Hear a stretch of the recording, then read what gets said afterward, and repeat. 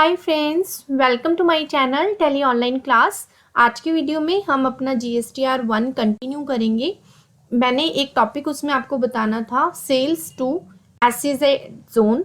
अगर आप special economic zone में सेल करते हैं तो आप कैसे विदाउट टैक्स इनवॉइस बनाते हैं, क्योंकि जो हमारे स्पेशल इकोनॉमिक जोन होते हैं उसमें गवर्नमेंट हमें कुछ रिलैक्सेशन देती है ताकि उन अंडर डेवलप्ड स्टेट्स में कुछ ग्रोथ हो पाए।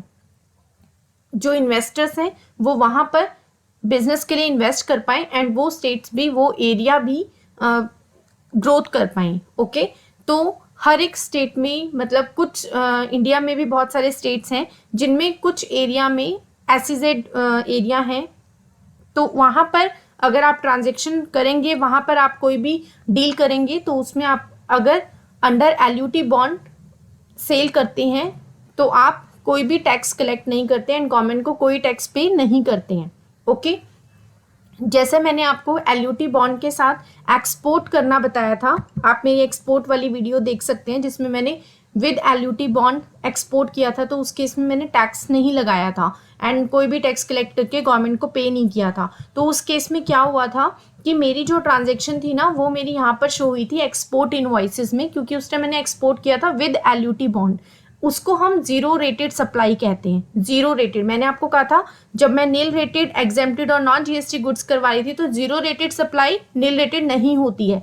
जीरो रेटेड दो केसेस में होता है।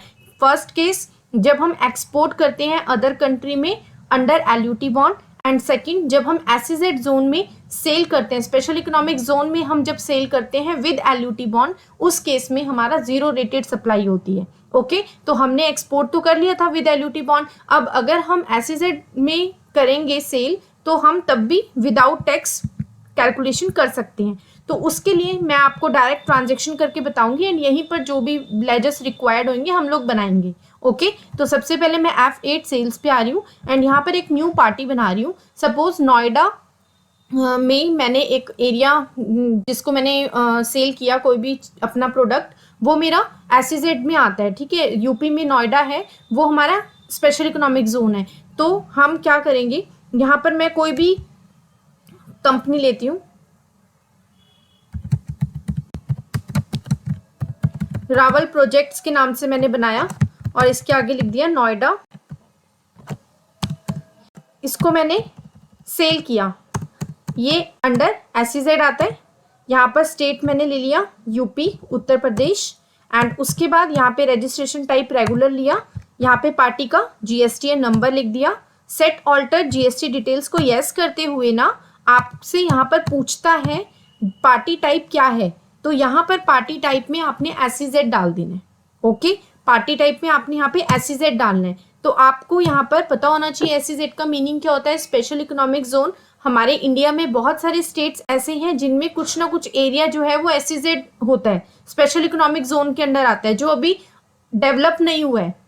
ओके, तो वहां पर ग्रोथ के लिए गवर्नमेंट आपको बहुत सारे रिलैक्सेशन देती है, डिस्काउंट देती है।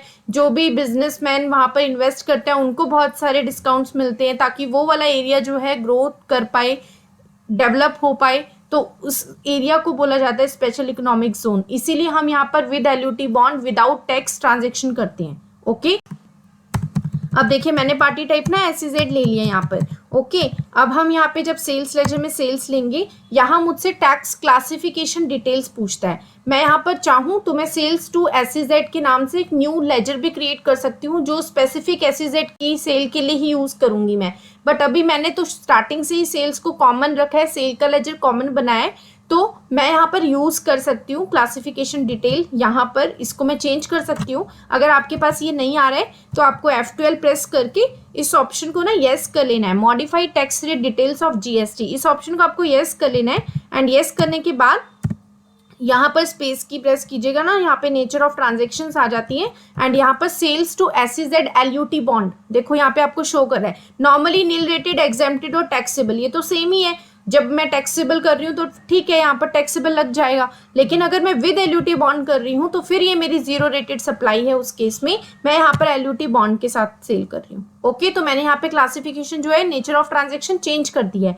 अब मैंने कहा मैं यहाँ पर AC सेल कर रही हूँ, मैंने 5 AC सेल किए एंड यहाँ पर मैंने अमाउंट भी रुपीज़ में दे दिया क्योंकि मैं इंडिया में ही सेल कर रही हूँ, तो मैंने 25,000 डाला।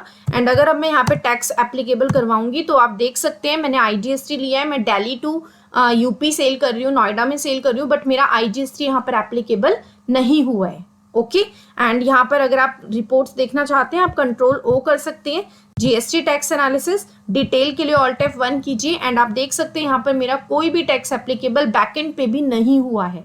ओके एंड यहाँ पर अब मैं जब इसको यस करूँगी, जब हम सेल करते हैं SEZ में, आपने शिपिंग किया होगा, सामान शिप किया होगा, तो वहाँ पर उसका बिल नंबर भी आपको मिला होगा, शिपिंग बिल नंबर, वो आप यहाँ पे डाल देते हैं, डेट भी अपनी डाल देंगे एंड उसके बाद इसको आप कर देंगे एक्सेप्ट करेंगे।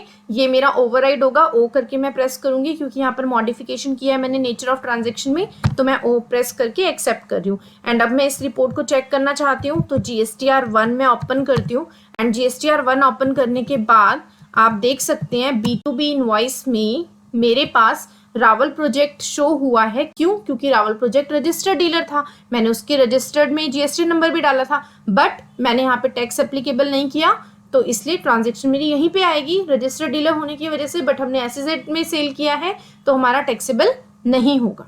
ओके तो ये हमारा अंडर जीरो रेटेड सप्लाई आता है। तो बिल्कुल भी ये नहीं सोचना कि जीरो रेटेड और नील रेटेड हमारी सप्लाई जो होती है वो सेम होती है। जीरो रेटेड एक्सपोर्ट के केस में और SEZ के केस में यूज होता है एंड नील रेटेड जो गवर्नमेंट ने GST के अंदर स्पेसिफिक गुड्स मेंशन किए हुए हैं नील रेटेड गुड्स के अंदर, वही होते हैं नील रेटेड गुड्स।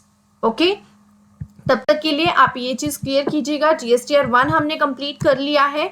GSTR1 से रिलेटेड अगर आपको कोई भी डाउट है तो आप पूछ सकते हैं, नेक्स्ट क्लास में हम नेक्स्ट टॉपिक करेंगे। तब तक के लिए आप इतना करके देखिएगा, कोई भी डाउट होता है प्लीज़ पूछिए। Thank you so much for watching this video.